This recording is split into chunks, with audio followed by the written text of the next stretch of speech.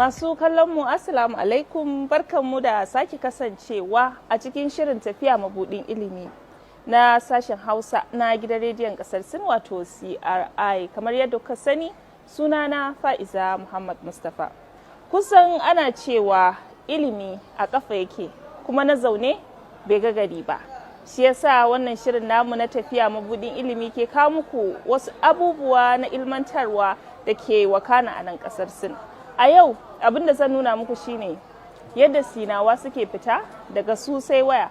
Ka ku gane da jaka, ni mace ce amma babu tsabar kuɗi a cikin jakata. Sinawa kan yi amfani da wayar salula su biya kuɗi ta hanyoyi daban-daban. Akwai manhajar Alipay, akwai manhajar WeChat. Kowanne suna iya biyan kuɗi da shi da ma sauran wasu manhajoji, amma da yake ni baƙuwa ce na fi amfani da Alipay da kuma WeChat. To ta yaya zan yi amfani da salula in yi sayayya? Ku biyo ni don ganin yadda abin yake. Je zuwa.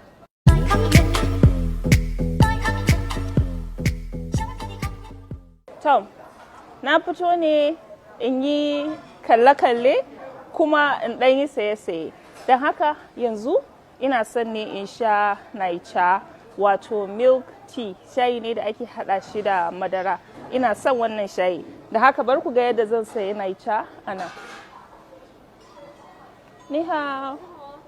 Wa yao fa naicha. Wishin.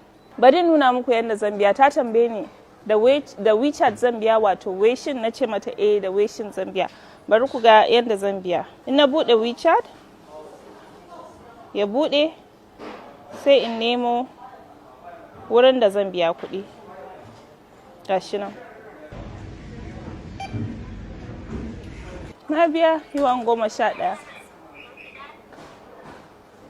Ita ma kuma an sanar da ita cewa kuɗi ya shiga. Shikenan. Bana buƙatar yawo da kuɗi, bana buƙatar zuwa banki neman tsabar kuɗi, bana buƙatar zuwa ATM in je cire kuɗi. Balantana ma a nan babu layi. Kuma idan kuka duba ko a ƙasashenmu ma ana ƙoƙarin wayar da kan al'umma akan amfani da irin waɗannan manhajoji da kati da manhajar banki saboda a taƙaita hada-hadar kuɗi tsakanin mutane. Musayar kuɗi tsakanin mutane akwai haɗari. Kana ɗauke da kuɗi, ka ɗauki kuɗi mai yawa, akwai haɗari. Banda haka zai iya salwanta, baka sani ba, za ka iya zubarwa. Sannan wannan ya taɓa, wancan ya taɓa. A yanzu da ake ƙoƙarin yaƙi da cutar COVID-19 ake cewa a rika wanke hannu, a rika kula da tsafta. Sannan a ce kuma ana miƙa karɓa na kuɗi, baka san hannun wa kuɗi ya shiga ba.